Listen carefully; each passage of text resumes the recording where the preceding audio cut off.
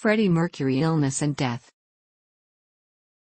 In October 1986, the British press reported that Mercury had his blood tested for HIV/AIDS at a Harley Street clinic. A reporter for The Sun, Hugh Whithow, questioned Mercury about the story at Heathrow Airport as he was returning from a trip to Japan. Mercury denied he had the disease. According to his partner Jim Hutton, Mercury was diagnosed with AIDS in late April 1987. Around that time, Mercury claimed in an interview to have tested negative for HIV. Despite the denials, the British press pursued the rumors over the next few years, fueled by Mercury's increasingly gaunt appearance, Queen's absence from touring, and reports from former lovers to various tabloid journals. By 1990, the rumors about Mercury's health were rife. At the 1990 Brit Awards held at the Dominion Theatre, London, on 18 February, a visibly frail Mercury made his final appearance on stage when he joined the rest of Queen to collect the Brit Award for Outstanding Contribution to Music. Towards the end of his life, he was routinely stalked by photographers, while The Sun featured a series of articles claiming that he was ill, notably in an article from November 1990 that featured an image of a haggard-looking Mercury on the front page accompanied by the headline, "It's official, Freddie is seriously ill." However, Mercury and his inner circle of colleagues and friends, whom he felt he could trust, continually denied the stories, even after one front-page article, published on April 29, 1991, showed Mercury appearing very haggard in what was by then a rare public appearance. It has been suggested that he could have made a contribution to AIDS awareness by speaking earlier about his situation and his fight against the disease. Mercury kept his condition private to protect those closest to him, with Brian May confirming in a 1993 interview he had informed the band of his illness much earlier. Filmed in May 1991, the music video for These Are the Days of Our Lives features a very thin Mercury, in what are his final scenes in front of the camera. The rest of the band were ready to record when Mercury felt able to come into the studio, for an hour or two at a time. May says of Mercury, "He just kept saying, 'Write me more, write me stuff. I want to just sing this and do it, and when I am gone you can finish it off.'" He had no fear, really.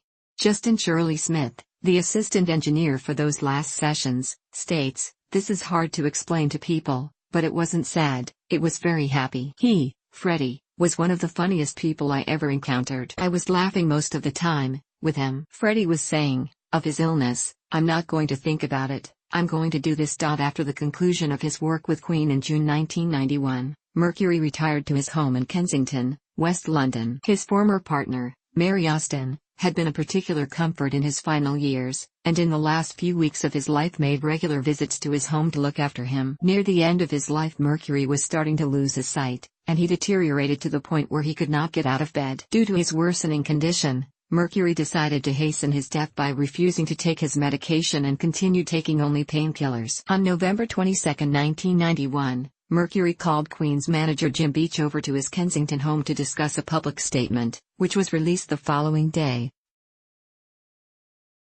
"Following the enormous conjecture in the press over the last 2 weeks, I wish to confirm that I have been tested HIV positive and have AIDS. I felt it correct to keep this information private to date to protect the privacy of those around me. However, the time has come now for my friends and fans around the world to know the truth, and I hope that everyone will join with me, my doctors and all those worldwide, in the fight against this terrible disease. My privacy has always been very special to me, and I am famous for my lack of interviews. Please understand this policy will continue." On the evening of November 24, 1991, just over 24 hours after issuing that statement, Mercury died at the age of 45 at his home in Kensington. The official cause of death was bronchial pneumonia resulting from AIDS. Mercury's close friend, Dave Clark of the Dave Clark Five, had taken over the bedside vigil when he died. Austin phoned Mercury's parents and sister to break the news of his death, which reached newspaper and television crews by the early hours of 25 November.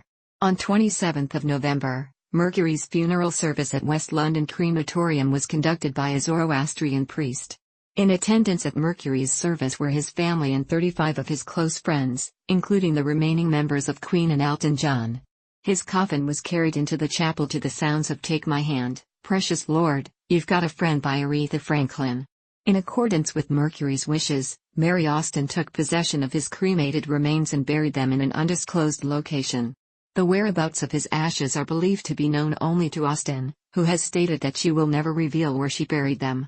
In his will, Mercury left the vast majority of his wealth, including his home and recording royalties, to Mary Austin and the remainder to his parents and sister.